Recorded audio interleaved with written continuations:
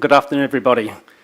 Chairman Lee, members of ACCAI, it's such a privilege to be invited here to Korea and to present at your forum. I was last here in Korea 20 years ago, and I feel really embarrassed to share that with you today. And I cannot believe what I've been missing. I came here in 1998. Actually, I came for a ski holiday with my buddies. It was a wonderful time. 1998, for those who can remember, was quite a difficult year for Korea, as it was for many countries of Asia. But what really struck me was how warm, how genuine people were, and how many people I got to meet, whether it be on the ski lifts, whether it be in the bars in the evening, or on the way to the slopes in the morning. And I know all the competitors, and of course the tourists coming to your Winter Olympics next year are going to have a wonderful, wonderful experience. So, I'm just going to get, before I introduce myself and my company, I just want to get an understanding here, just a show of hands. I won't get you to stand up like Peter did, but how many people here work for organisers? Okay, that's a lot. That's probably about 40%. How many people work for venues who organise?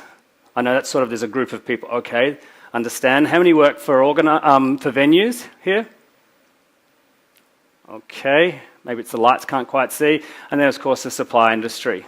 So just as a bit of a footnote to everything I say today, my background is an organiser, so I can only talk from an organiser perspective.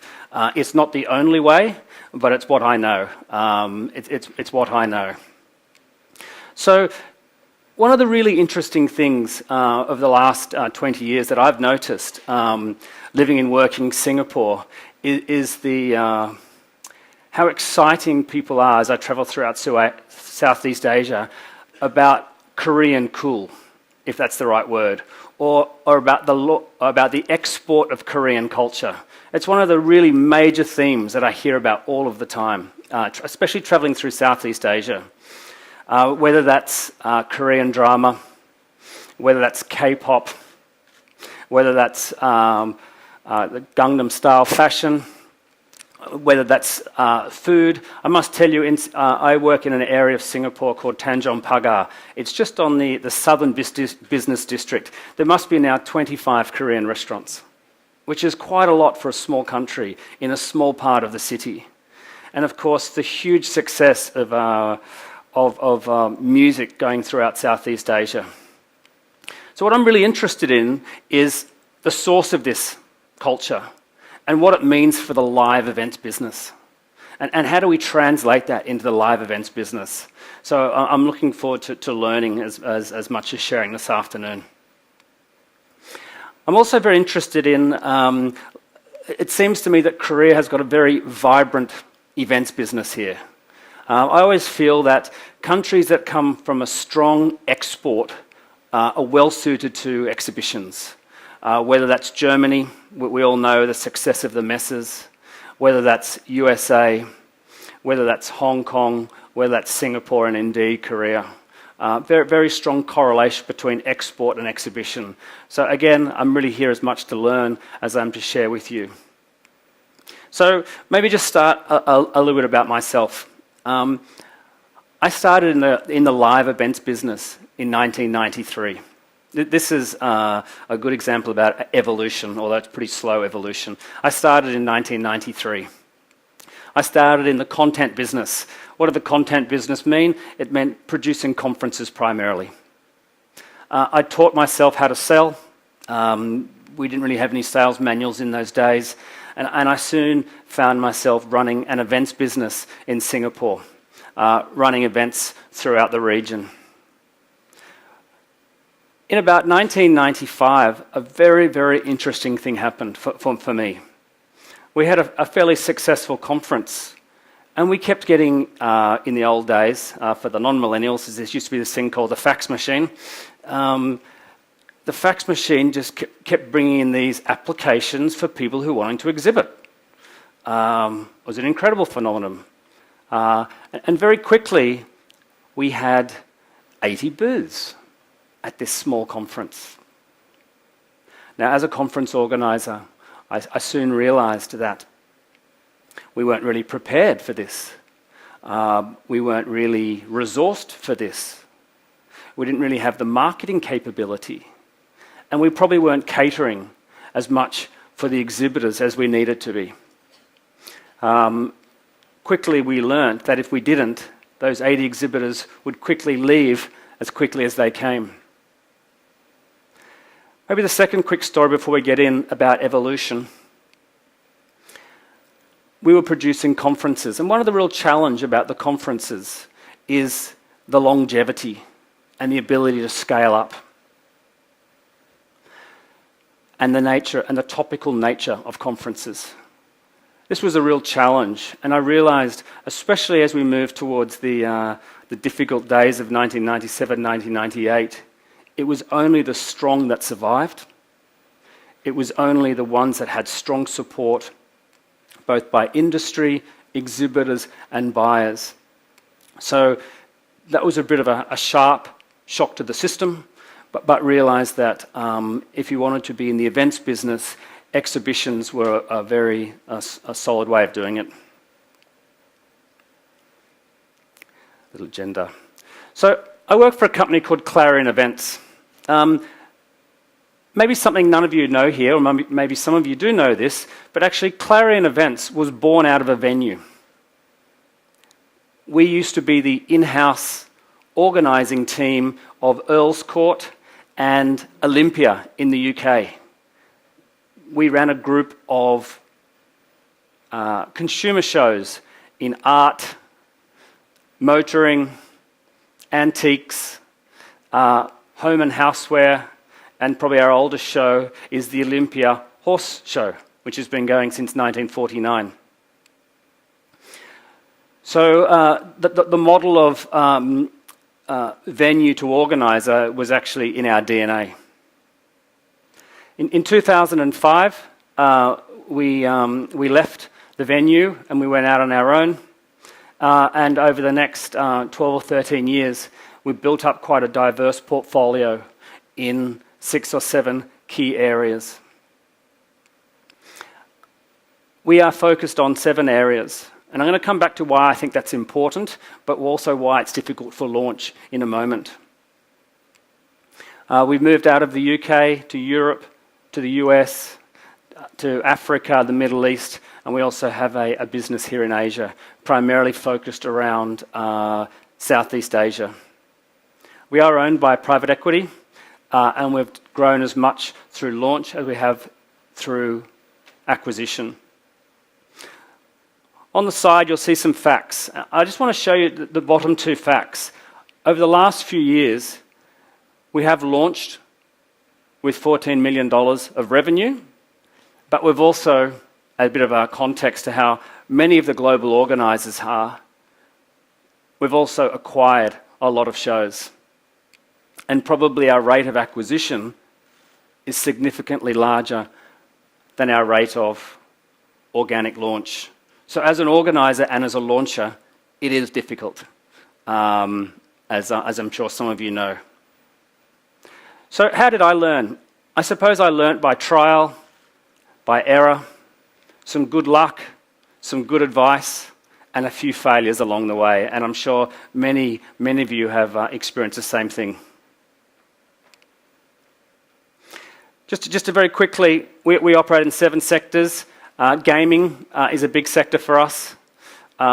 We started our business in retail and home. That's also another big area. We have a number of key shows around gift, around another key brand, Top Drawer.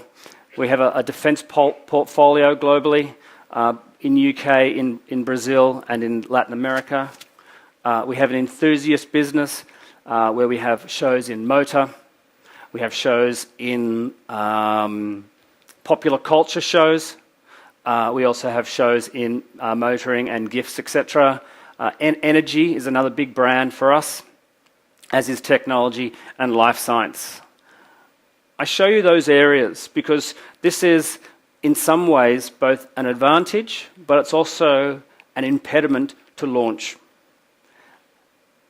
And I suppose a lot of the large organisers like to keep their portfolio fairly focused. If you asked me to launch,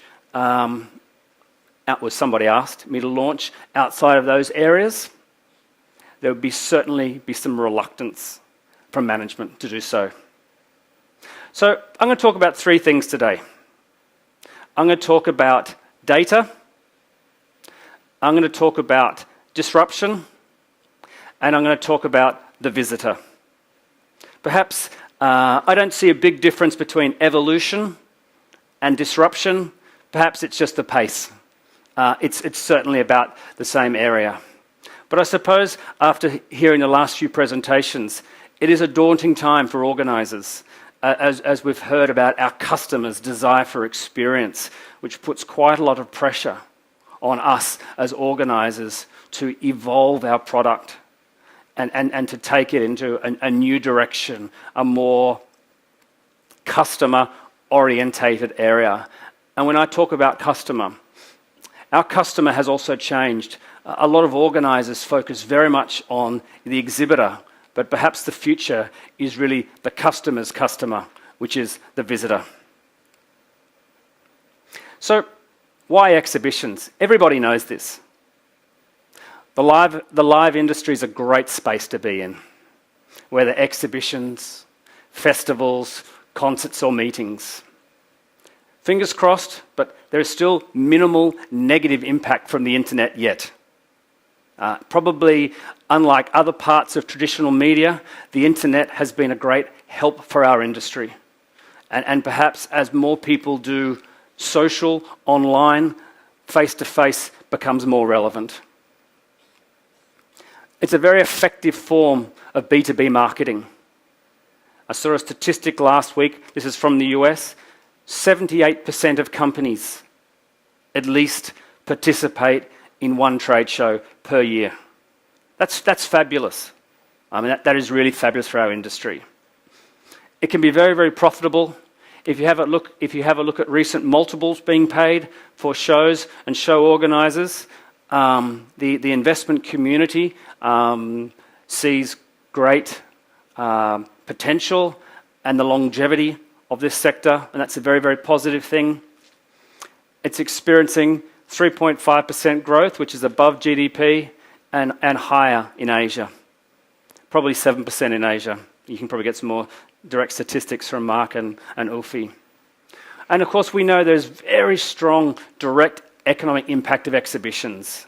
Attendees spend more per day than leisure travellers, and there's a very long tail that associates with exhibitions. And we all know can stimulate trade, collaboration and ideas. I think everybody knows this. None of this is new news. So, but maybe why do we not get into exhibitions? And why is it difficult? I must say that for all the launches here, I have incredible admiration. It is a tough thing to do. And for all the entrepreneurs and other organisers who launch, I congratulate you, because it is very much the lifeblood of our industry. There are relatively high barriers to entrance in our industry. It's quite costly to launch exhibitions. Actually, I found out a very interesting statistic yesterday. Venues in Korea are actually quite reasonably priced.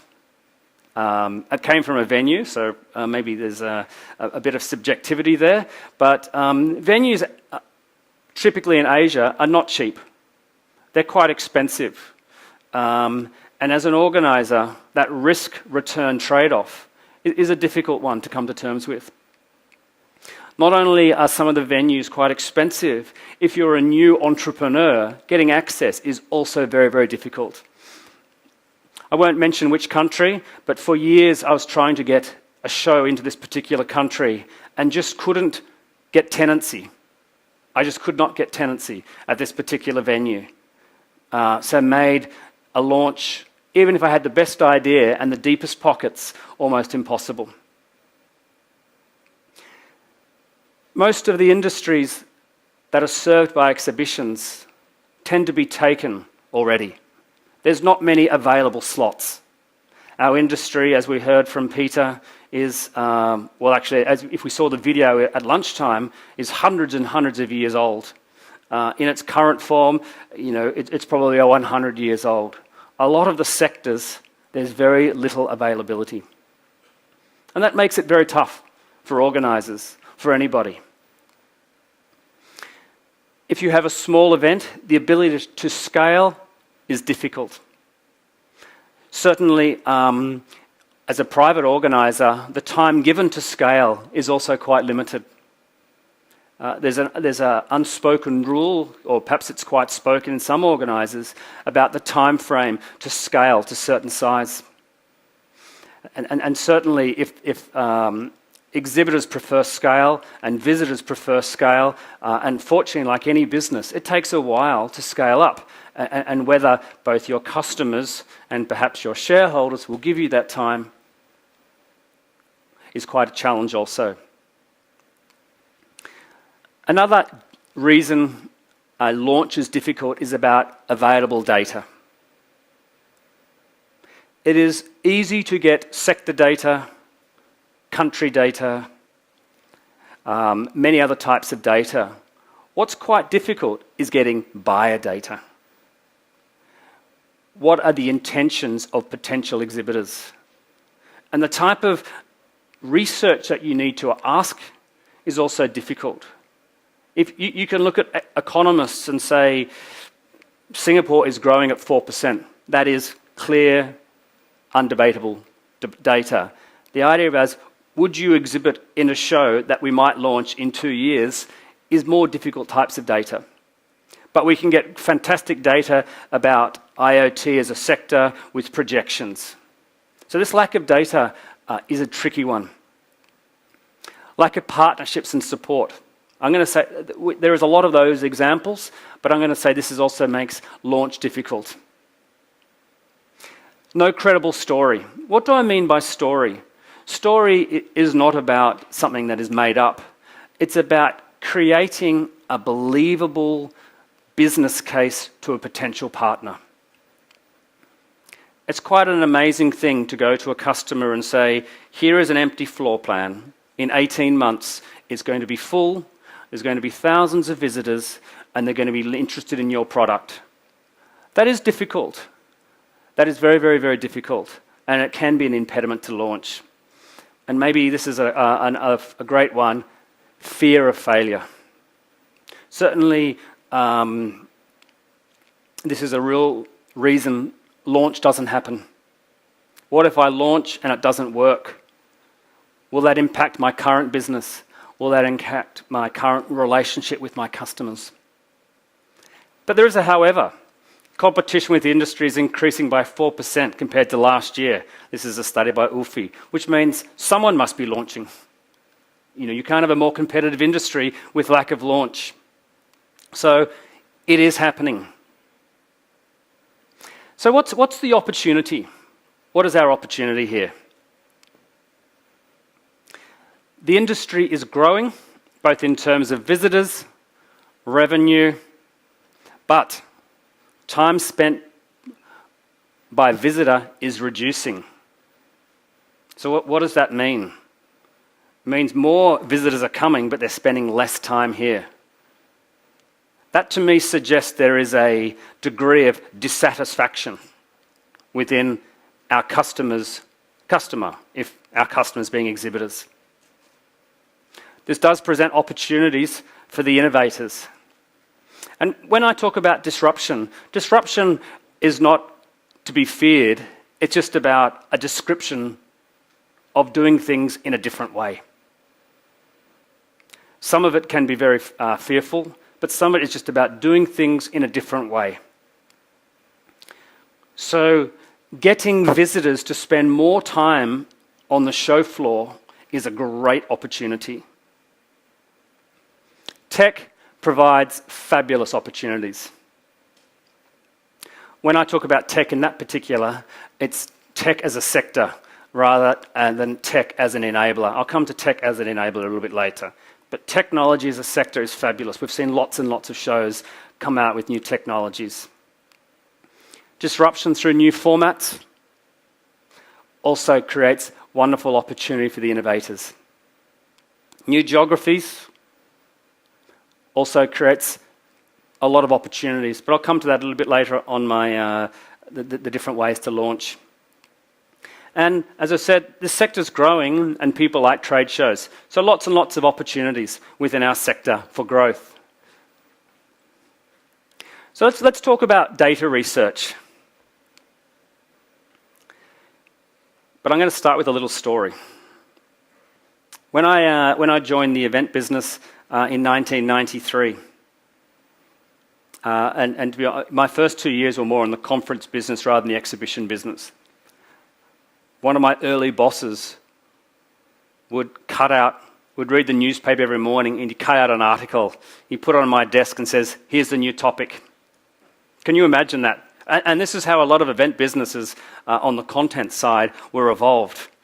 You know, and by the end of the week, sometimes I'd have half a dozen articles and, you know, how do I launch all of these things?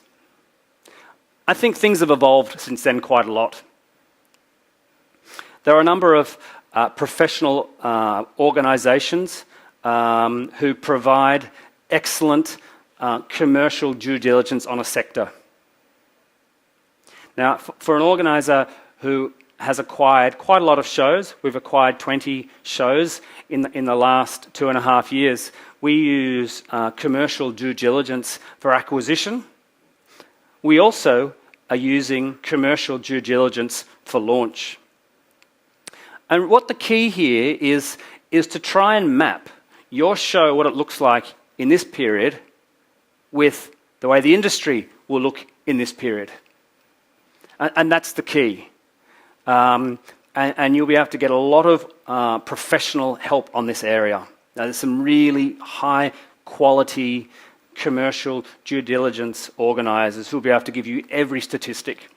Of course, one of the things that they will find it difficult to do is do customer data, because by definition, you may not have customers for a launch. Difficult one. But we tend to look at, it depends what type of organiser, but certainly within our company, what's important is 3 key things. Within sector, number 1. Longevity, number 2. Will it be around in 10, 12 years, 15 years? And number 3, growth. So hopefully the commercial due diligence will tell us whether a sector is going to peak, whether it will evolve, and whether it will be disrupted itself, and what are some of the key factors involved. We have this concept internally where we call PESTLE, horrible an acronym, sorry, but we look at what's happening politically, economically, socially, technology-wise, legal and environment. What are all the things that are likely to impact the success of a launch? And then the really important thing. I shared the sectors that we are in as an organiser. The reason we remain in certain key sectors is our ability to do research, our ability to do buyer and seller research. It is really hard stepping out of your sector to do proper research, almost impossible. Even within your sector in a different geography, also a huge challenge. A huge challenge. So what do we look at? We look at the market context. Is the market growing? How many buyers are there? How many sellers are there? What is the value chain? The value chain is very important to establish who does business with who. And it can be exhibitor to exhibitor, and of course it can be exhibitor to buyer. Certainly in the emerging markets, buyers can mean many different things.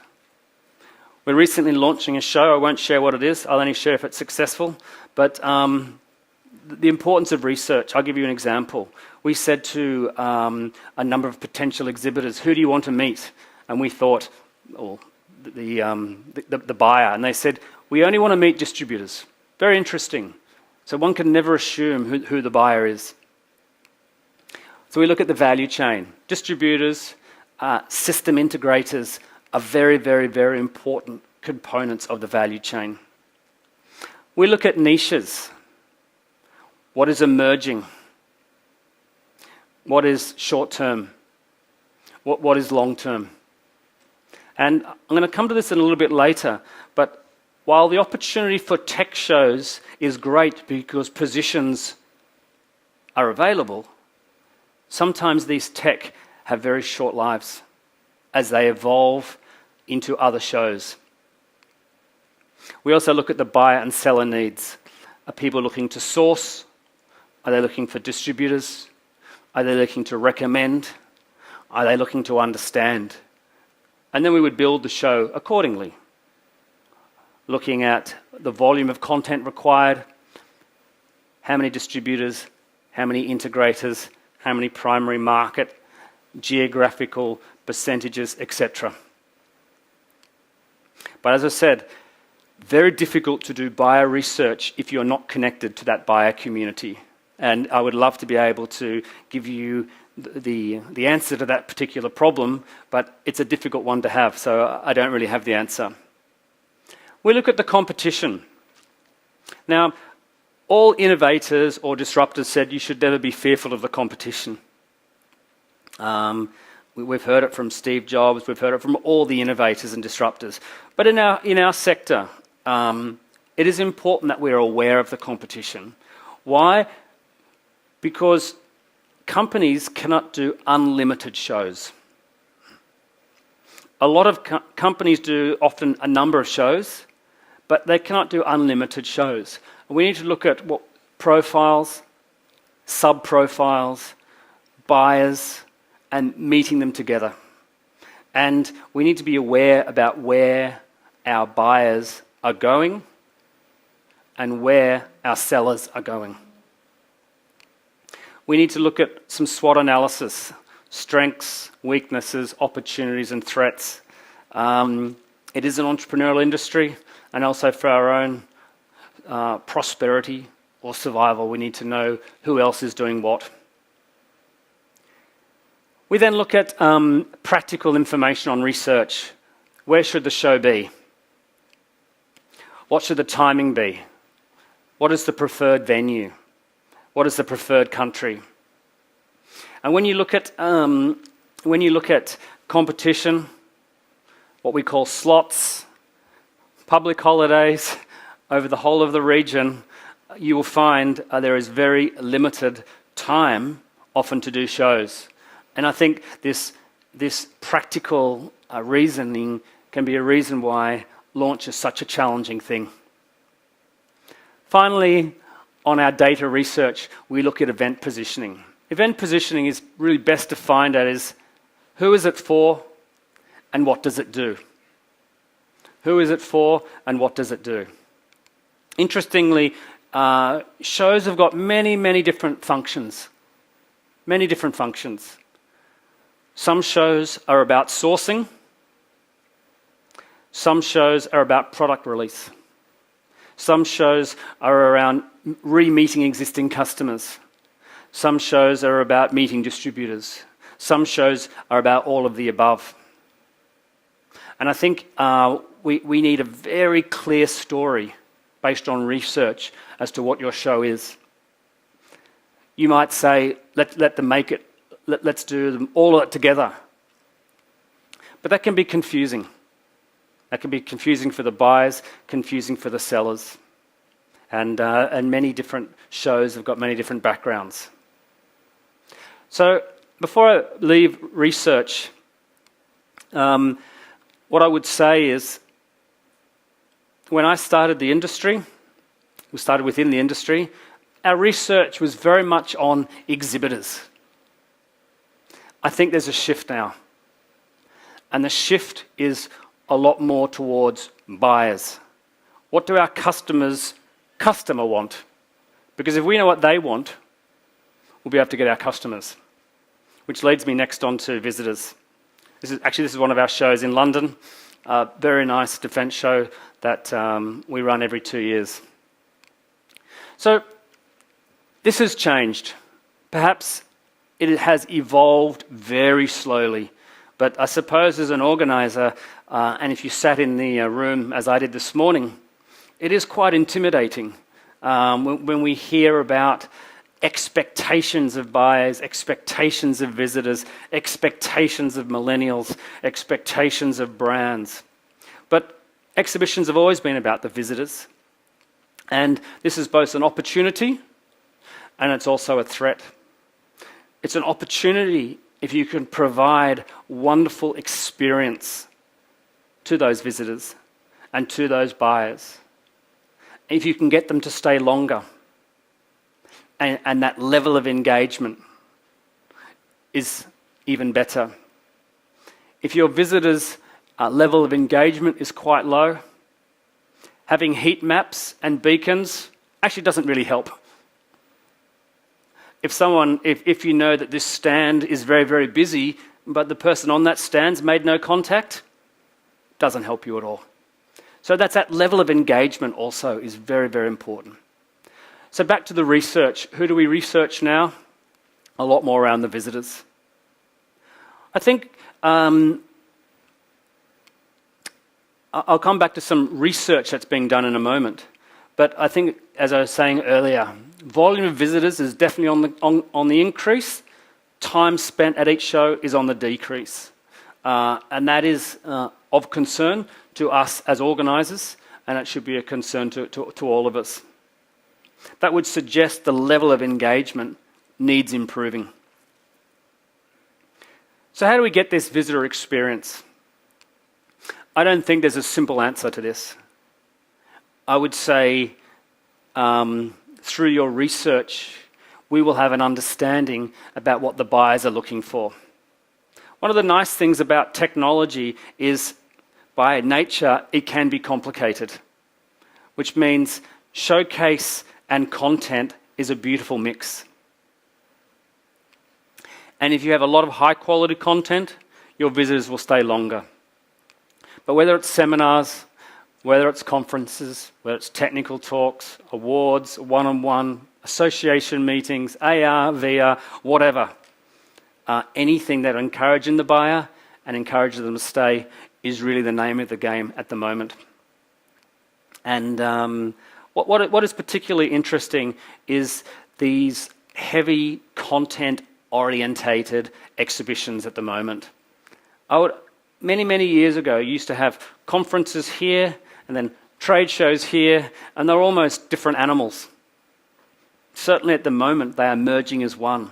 And I must say, as an organiser, we need to be very nimble, and we need to work very closely with our venue partners. I'll give you this room is amazing. You know, the projector, the comfort. But if I was an organiser and I had 300 senior people here, I might be thinking, wow, I might want them on my exhibition floor. I might want them immersed amongst my exhibitors. And that puts challenges on organisers and venues. I'd say another big area that, as an organiser, that is of concern is around advocacy. So there's been a lot of interesting research that's done, and again, ULFI and Exploria has done some really interesting thing around global exhibitor insights, which has come to show that net promoter scores are a lot lower than we probably hope for. What does that mean? It means that people are not saying necessarily they're having a fabulous experience at shows. So more work is required by organisers. A couple of points around the type of work that needs to be done. Certainly it starts at the research level. What were the expectations of the show? What are the expectations of the buyers? What are the expectations of the sellers? What did they come for? Did they get it? How are they measuring the KPIs of the show? How are organisers helping them measure the KPIs of the show? And I suppose finally, what is the actual experience on the show? I started my life in content, but one of the most interesting things today is around exhibition floor curation. In the old days, 2 doors and it's all there. That's very confusing for the buyer. What is the story that the show tells? How do the visitors go through a show? What are they hoping to achieve at a show? And is it clear? As an organizer, we want scale, but sometimes that's very confusing for buyers. So quite a bit more work is required from exhibitors, from organisers. It is a bit intimidating, but it's there for us to all work on. I was quite encouraged to hear at CES you make it very, very clear where people can go and what they can do. And I think there will be some people who may be interested in health who have no interest in auto. We have to make that really clear, and sometimes make our floor plans clear as to how our buyers can experience it. So I'm going to go through a few things here. It could be evolution. I wrote disruption, and I've called it new and old ways to launch. This is not a formula. It's just things that I've picked up. So let me do a little bit of storytelling along the way, and a little bit about pros, a little bit about cons, some good and bad examples. So let's start with new sectors. Tech has been fabulous for the events business as a source of new topics. Cloud, IoT, AI, machine learning, AR, VR, e-commerce, cybersecurity, drones, fabulous. What the pros are, the clear advantages is these positions are not necessarily taken. Very, very, very clear. What I would say the cons can be is that the length of these, some of these are very topical, number one, and the fact that a number of sectors like verticals. So I'll give you an example. There are a few IoT shows that have emerged in Singapore. After a few years, the organisers have found them difficult. Now what has happened is that, however, IoT is in a lot of vertical shows. So the vertical shows have absorbed the technology. I'm going to give you just a very quick story. In the late 90s, my company launched a whole group of call centre and CRM exhibitions. We had them from Melbourne, Sydney, Singapore, Hong Kong, Dubai, London. Fabulous shows. Looking at call centre technology and looking at customer relationship management. Interestingly, by 2002, they're all gone. The tech wreck took them all away, which is very, very interesting. Now, you know, the life of these shows was quite short. We developed a very good position very, very quickly, but we failed on the longevity piece. Some of those have evolved into marketing automation shows, but I suppose as budgets come and budgets go, some of these shows don't last forever. But great source of topics. New geo. Well, let me just say, a lot of people feel the greatest opportunity is in geo-cloning. Geo-cloning is a lot more difficult than it looks like on paper. Why is that? Budgets are regional, not global. In many sectors, I would say in many sectors.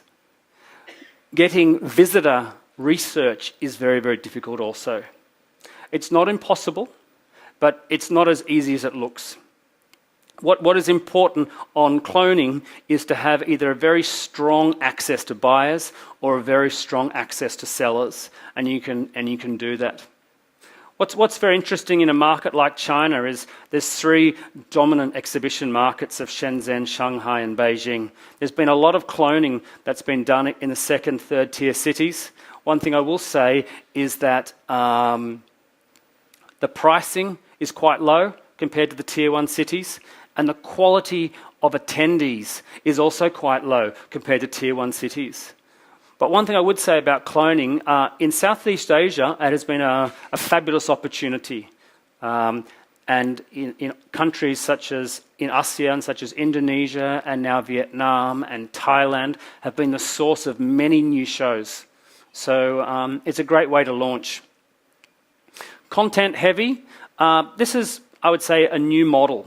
Some people call it the Comfex model, niche exhibition, but with a lot of on-floor content. This is a great way to launch exhibitions. Fill it with free content and then sell it to the exhibitors. We've seen lots of examples of that, certainly where I'm based in Singapore and also in other mature markets like London. There are some shows, and I'll give you an example in a moment, where we have up to 6 theatres on one show floor, almost ensuring that buy-sell relationship on site. Scaling up a conference. This used to be a popular way of launch. I suppose, how would I say this? It's good because there's a proof of concept and there are some buyers and there are some sellers. Moving from niche to scale is difficult, and partly that's because the mindset of the organiser about creating that experience for the visitor and that access to the group of sellers also. It has been many an organiser have launched this way. Co-location to create scale. Interesting. We see a lot of this in Singapore. 1 + 1 + 1 together, and you have a larger show. In my previous organisation, we launched a number of shows this way. We launched a show on biotech. We had a biomanufacturing small show. We had a biotech show. We had a clinical trial show. We put it together, and in the first year we had 100 exhibitors. Not a bad way of doing it. I suppose the one thing I would say about this is the subtleties between buyer and seller groups. And again, having a volume of crowd is great, but if there's not that engagement between the buyers and sellers, we won't have happy customers. New formats. This is for the brave. I'm going to share just a very quick story I heard the other day. It's not my story, but I'll share it anyway. There was one of the German organisers went to one of the German manufacturers. Maybe this is a good example for Korea, since it's got such a strong auto industry.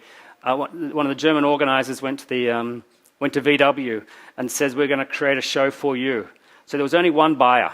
It was the VW group, but there was about 500 suppliers. One buyer. Very disruptive in view of format. But if it's an active buyer, such as the VW group, space was at an absolute premium. Disruptive, but very, very, very interesting. Festivalisation. I would say, as an organiser perspective, difficult. At a city perspective, probably easier. South by Southwest is a wonderful example. I question whether an organiser could pull that off. Have a look at some of the videos on YouTube. It is fabulous. The FinTech Festival in Singapore. Was it a festival? Not sure. It was called a festival, but maybe you could ask Peter about that later. London Tech Week is also a nice example of multiple events together, and there is quite a festival feel. I would say that launching a festival is a very difficult thing. Perhaps creating something that originally began its life as something else may be a bit easier. A lot of organisers sort of frown when they hear hybrid.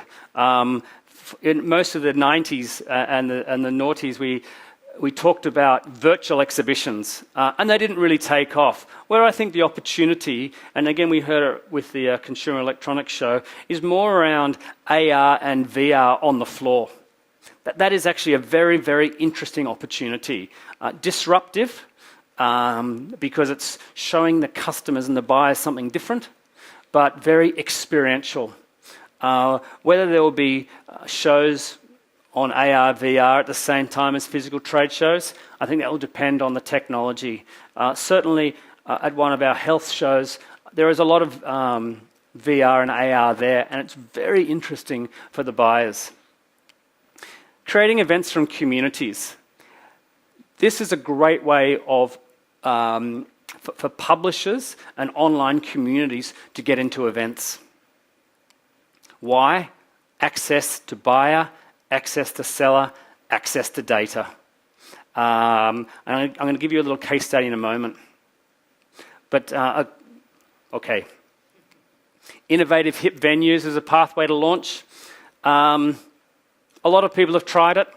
I would say on the cons side, you can quickly grow out of those venues, and it's expensive.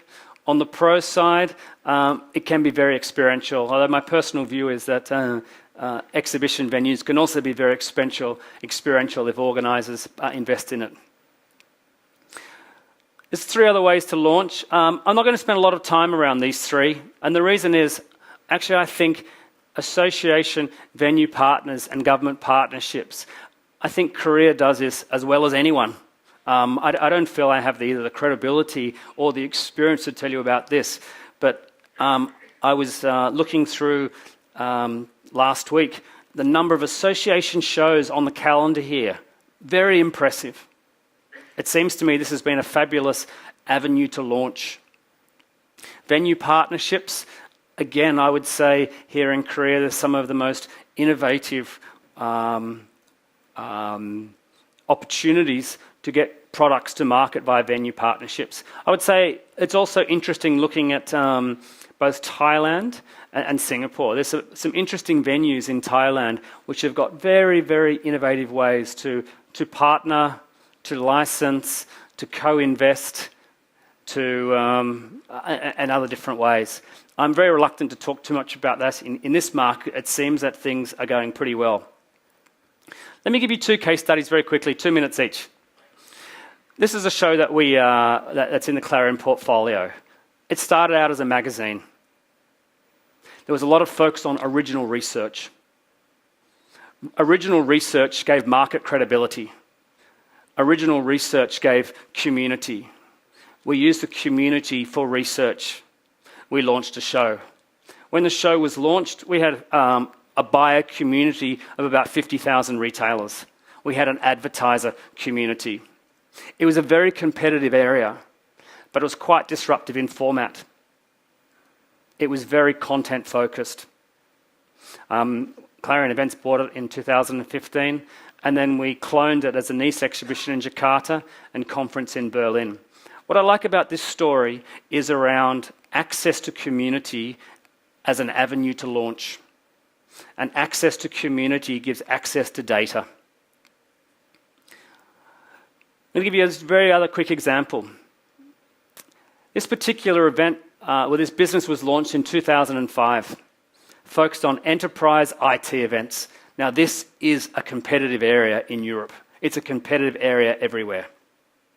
I suppose the first thing was the person who launched it had a very good reputation within industry, had launched many trade shows.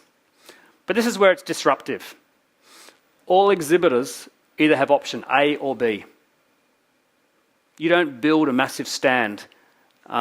It's all based on exhibitors looking at the solutions, not the size of the stand. So there's basically all stands are the same. So exhibitors can achieve a plug and play with maximum ROI. All exhibitors are given an opportunity to buy bespoke lead generation packages with year-long ROI. It takes the exhibition for 12 months. Either you buy a stand or you buy stand plus lead packages, lead generation. There's 300 sessions of free content. All exhibitors get a detailed ROI on the show. There's a very highly engaged audience. And it's grown very, very well in a very competitive market. So the format was disruptive. The offer was quite disruptive. On the show floor, it was very disruptive. If you can imagine 300 stands with every stand having its own content, every stand being the same size, and every exhibitor getting leads throughout the year. Interesting. Competitive area has grown very, very, very, very well. So it just gives you a bit of an example. If you have a look at those 3 slides, what do you see? Content, content, content, content. The exhibition stands are almost irrelevant. But there's 300 exhibitors, and the show's growing at 30% per year. So the final thing I just want to say is it takes a lot of resourcing, minimum of 18 months. You've got to do a lot of data research. Resource the content and the marketing, not just the sales. Most organisers do sell, sell, sell, and at the last moment think about marketing. But really start on content and marketing first. The final thing I would say is work with your suppliers, work with your venues. I know sometimes organisers have difficult relationships, especially with their venues, but if you have a good relationship, it'll make the launch a lot more successful. Finally, if you want to launch, you have to be prepared to fail. I've had some terrible failures. I've also had some successes. And I think it's that particular mindset as a lot of entrepreneurs have. And as launchers, we have to think as entrepreneurs. It's through that mindset we'll be able to get launched. So this is in your book, so I won't go through that. The only thing I want to say is think visitors, think data, and not to be afraid of disruption. Thank you very much today. Well done, Richard. Thank you very much. Thanks for the masterclass there in launching. So we'll do a quick photo with Richard, and then we'll go into our networking break. Okay. Yeah.